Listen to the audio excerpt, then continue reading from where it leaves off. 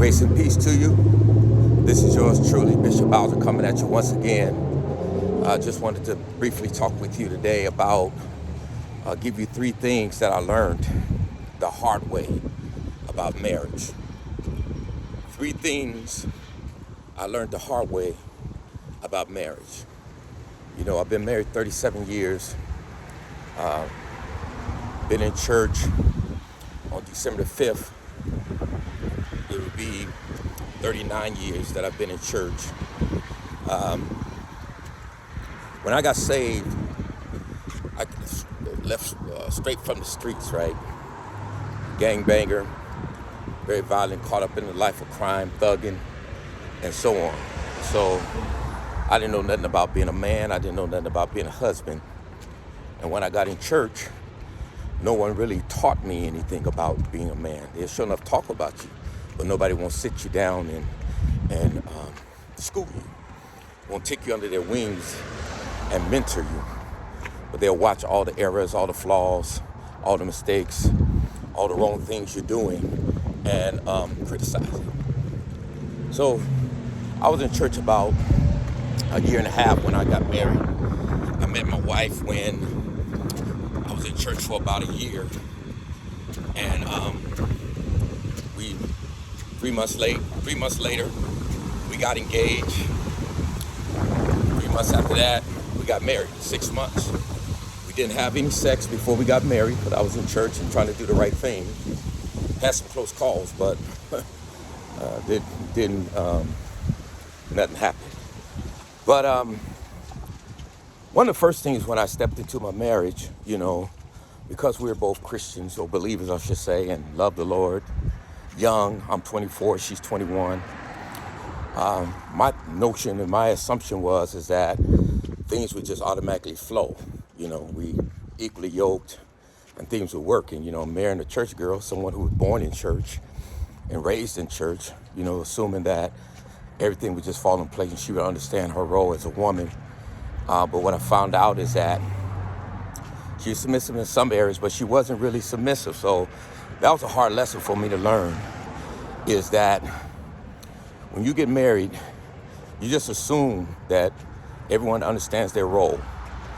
We did get premarital counseling, but we really didn't dive deep into, you know, the roles of marriage and submissiveness, leadership, and so on. So that was one of the greatest challenges that I faced, was my wife being unsubmissive and having to train her, break her in, you know, from her stubborn will and stubborn ways of the way she was doing things. It took consistency, it took prayer, and it took me as a man standing on the Word of God and showing her what her role is and what my role is.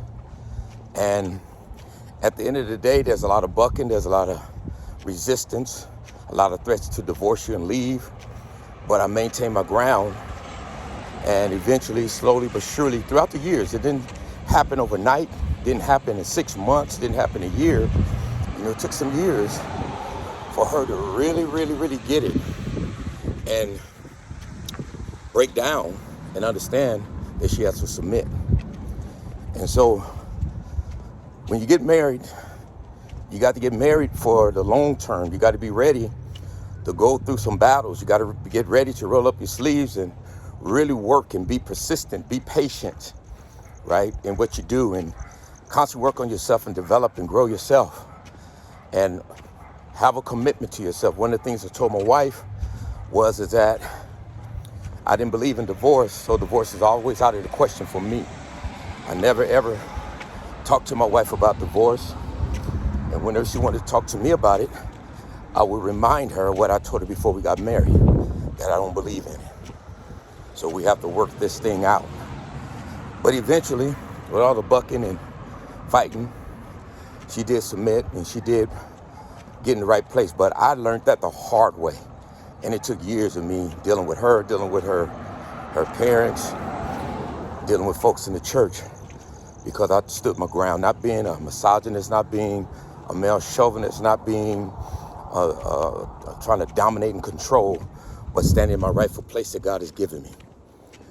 Number two, I would say one of the things I learned the hard way about marriage, especially coming from the streets and sex. When I was out in the streets, I jump around from one person to the next, and I was always high and on drugs.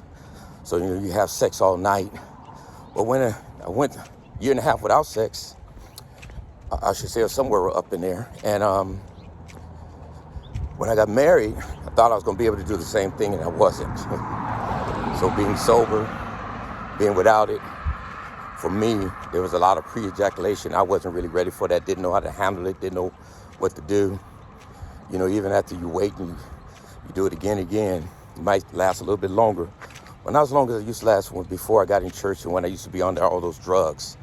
So I learned that the hard way, that, really have to get your mind and your body in the right place and focus and learn how to make love and have sex to please your wife. She went wild without being pleased. But as you learn and you grow, you get past that. That was another lesson I learned the hard way. Last lesson that I'll say today, last thing I should say, the third thing that I learned the hard way was lust. Because before I got married and was in church, I knew I wasn't supposed to fornicate and have sex outside of marriage. But one of the problems that I had was looking at women and lusting, imagining in my mind what I do to them sexually. So I figured what would fix that is getting married. And I learned the hard way that even when you get married, if you don't have your mind right, your heart right, your spirit right, you're still going to lust. And so I struggled with lust even after I got married. I was not jumping around with having sex, but just in my mind, right, in my heart, looking and lusting and imagining. And that was a struggle for me, but I had to learn to pray and fast and discipline myself and get past that, right, where God can help me. And so now it don't bother me. Of course, I'm older now, right, but I still have a strong sex drive. I'm 61, but I'm healthy. Right now I'm leaving the gym, and God takes good care of me thus far. But I'm older, so I don't have that problem now. Even, after God helped me when I was younger in my 20s, I got past that, right? Didn't have a woman problem or lust problem like that. I'm still a man, see a beautiful woman. I'm still gonna look, not lustfully, or at least I gotta beat my body in subjection, make sure it doesn't do that, right? But most of the time, I'm not even worried or thinking about it from the perspective of lusting and desiring and want to have sex with a person in my mind. Because when you lust after a woman, commit adultery in your heart, this is what it is. If opportunity presents itself to have sex with that person, if you committed adultery in your heart with that person, then you would have sex with that person if opportunity presented itself. Otherwise, it's a mind game, and you can't stop a bird from flying over your head, but you most definitely can stop it from landing, building a nest, and laying eggs, and nurturing that. So those are the three things I learned the hard way about when I first got married. If you like what I'm sharing with you, and with my 37 years of experience of marriage, and you want me to share some other things with you, then subscribe to this page. I'm just trying to get this page going. So subscribe and like and tell others about it. And I'll keep posting as folks join on. All right, God bless you.